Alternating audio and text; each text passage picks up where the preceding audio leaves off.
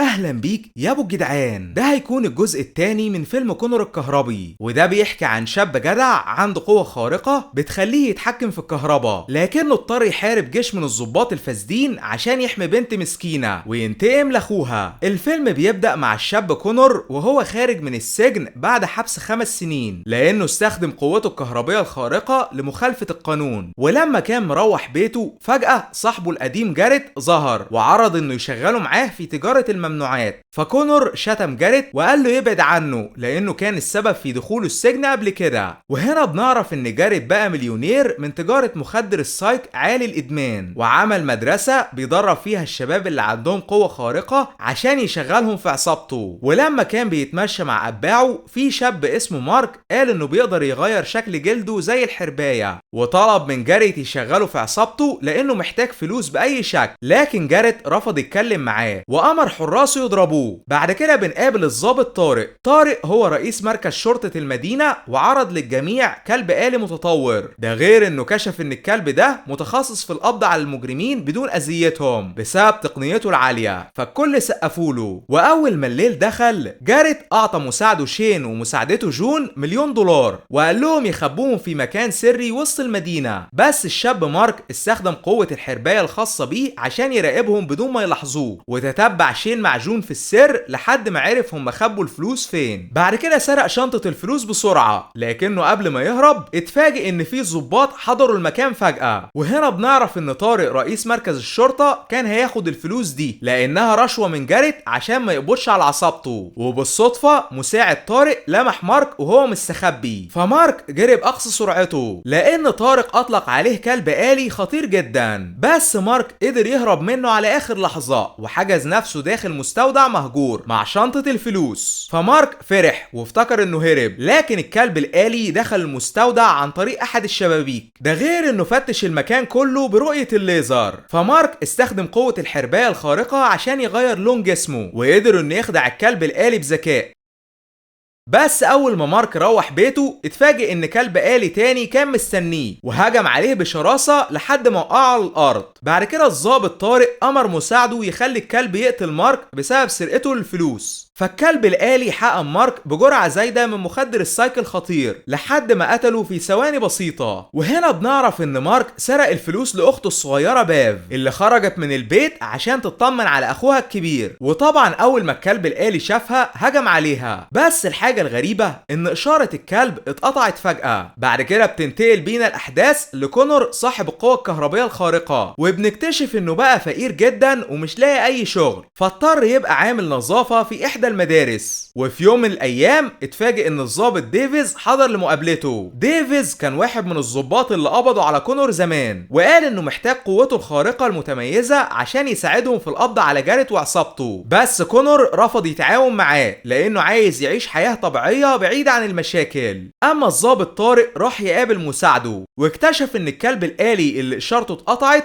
اتدمر تماما، فعرف ان باف اخت مارك الصغيرة اكيد عندها قوة خارقة رهيبة وقال انه لازم يقبض عليها. لكن بالصدفة لما كونر كان بينظف المدرسة لقى ان باف مستخبية داخل صندوق مهملات وفضلت تهاجمه من الخوف، فاخدها لمديرة المدرسة والمديرة كشفت قصتها بالكامل، ده غير انها عرفت كونر باللي حصل لمارك اخو باف الكبير. لكن فجأة في واحد من الضباط الفاسدين اتباع طارق خبط على الابواب عشان يوصل لباف، فالمديرة عطلته بذكاء. اما كونر وباف هربوا من الباب الخلفي في السر، لكن كاميرات المراقبة صورتهم بدون ما ياخدوا بالهم. واول ما كونر وباف وصلوا البيت باف شافت الضابط طارق بيقول ان اخوها مارك مات من جرعة مخدر سايك زايدة، فتعصبت بشدة لانه بيكذب. وفجأة التلفزيون اتشوش بشكل كبير لان قوتها الخارقة بتتحكم باي حاجة الكترونية وممكن تدمرها في ثواني. حتى كونر انبهر من قدراتها الرهيبة.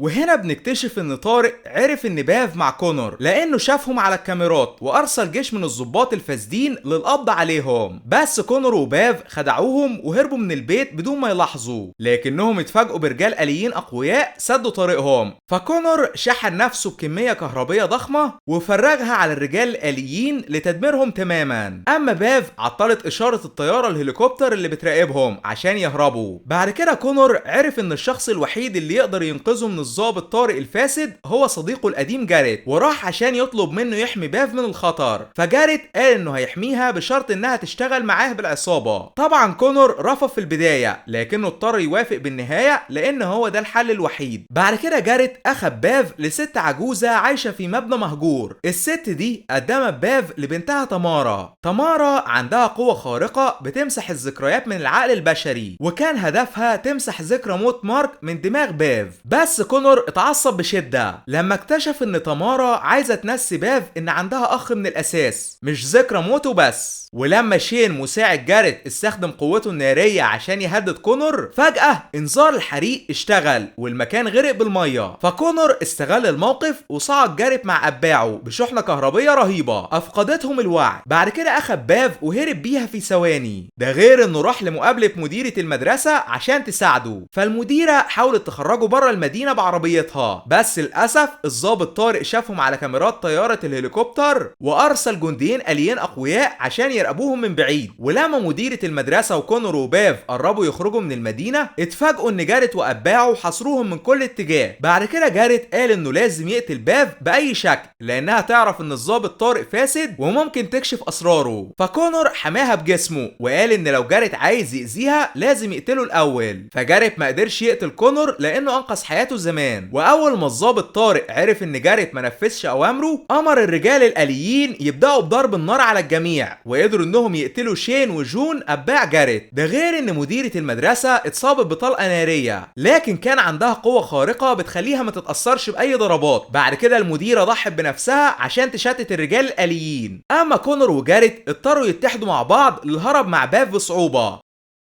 ده غير انهم راحوا لبيت مهجور عشان يستخبوا فيه، وقدروا يعالجوا جاريت اللي كان متصاب بطلقه ناريه. ولما كونور قال لباف انهم لازم يهربوا من المدينه عشان ينجوا بحياتهم، باف رفضت وقالت انها لازم تنتقم من الضابط طارق الفاسد لانه قتل اخوها الكبير ومديره المدرسه الطيبه. تاني يوم الصبح جاريت صحي من النوم قلقان لانه سمع صوت غريب، واول ما فتح الباب اتفاجئ ان الضابط ديفيس حضر. ديفيس قال انه هيساعدهم يقبضوا على الضابط طارق لانه يعرف انه فاسد، لكن مفيش دليل ضده. فجاريت اقترح انهم يسرقوا الكلب الآلي الخاص بيه وينشروا فيديو قتل مارك اخو باف للناس كلها عشان يعرفوا حقيقة طارق. فالجميع وافقوا على الخطة الذكية دي، وبالفعل كونور وجاريت راحوا بيت طارق واقنعوا زوجته انهم ضباط عايزين يقابلوا جوزها. فرحبت بيهم وقالت انه هيحضر بعد 5 دقايق. اما باف راقبت من بعيد لحد ما طارق وصل بيته ووضع كلبه الآلي في الجراج. بعد كده استخدمت قوتها الخارقة عشان تشوش على اشارة الكلب وتسيطر عليه. اما طارق اتصدم لما شاف جاريت وكونور قدامه، لكنه رفض يقاتل معاهم عشان زوجته ما تعرفش حقيقته. واول ما جاريت وكونور قعدوا يتكلموا على انفراد، بنكتشف الحقيقة المرعبة، وهي ان الضابط طارق عنده قوة خارقة مغناطيسية زي جاريت بالظبط، لكنه اقنع الجميع انه مجرد انسان عادي عشان يعرف يشتغل ضابط. وفي النهاية جاريت مشي بدون ما طارق يعرف يعمل له اي حاجة، وهو وكونور اخدوا الكلب الآلي. فطارق اتعصب بشدة وامر كل الضباط اتباعه يجهزوا للحرب. بس للاسف اول ما كونور وباف وصلوا مخبأهم، جاريت الندل غدر بيهم مع اتباعه وقال انه بدل ما ينشر فيديو قتل مارك عشان يفضح طارق، هيستخدم الفيديو لتهديده، وبكده هيسيطر على المدينة كلها. فكونور وباف اتعصبوا عليه بشدة، لكنه تجاهلهم وامر اتباعه يحجزوهم.